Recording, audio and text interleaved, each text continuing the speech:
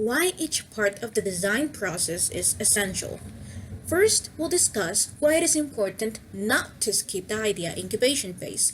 Then, we'll talk about the importance of taking time in sorting out the composition and design elements of our graphic product. Finally, we'll reflect about why it is crucial to master technical aspects of the production process and the presentation to the client. Starting with the idea incubation phase. As a first step, we have the brief, which consists in asking the client a series of questions about the purpose of the project to understand it better. Questions such as who is your target audience, what results are we aiming for with this design, and how do we want this product to be perceived by everyone. Then we have the brainstorming phase. There is no such thing as bad ideas during this process.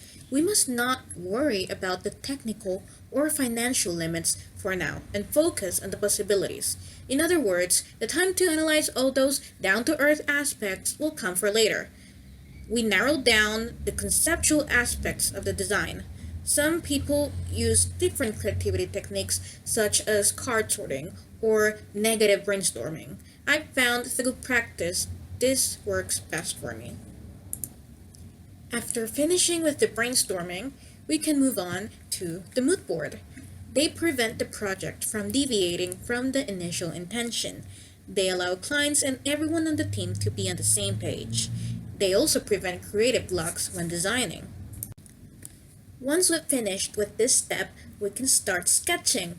Many people believe it is okay to skip this part, but if you start designing in your computer, there's a chance you will have a creative block because you have no sense of direction, and you might end up using a boring formula of what has worked for you in the past, or you'll follow current trends that might look outdated in a couple of years, and we want our design to be functional for as many years as possible.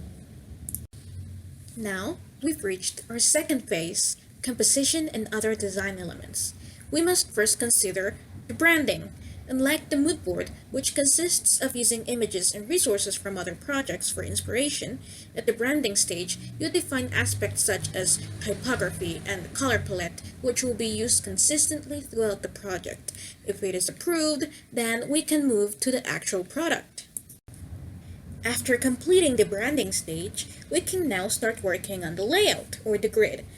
Whether it is a logo, a single poster, or a whole magazine, it is important to establish a layout, which can be seen as the underlying invisible structure that holds together the design's composition, making it look balanced and harmonic.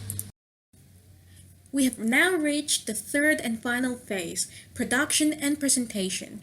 It is essential to have a good foundation of technical skills and knowledge. Even if we have a great design, it will look awful if we don't know how to manage it correctly.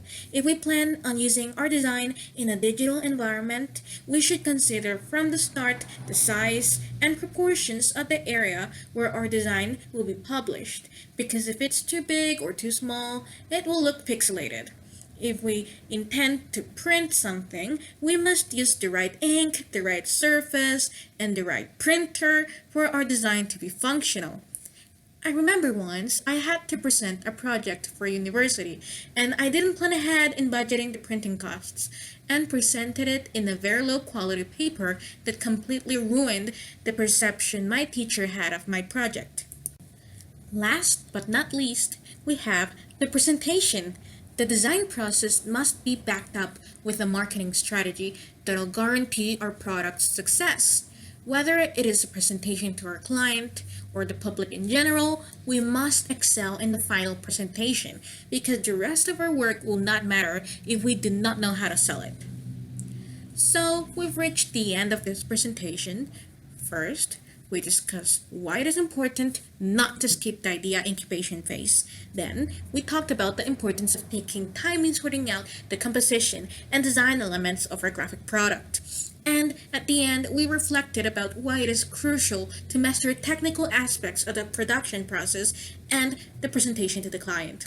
We can now conclude that every single part of the design process is important for our final product to be successful.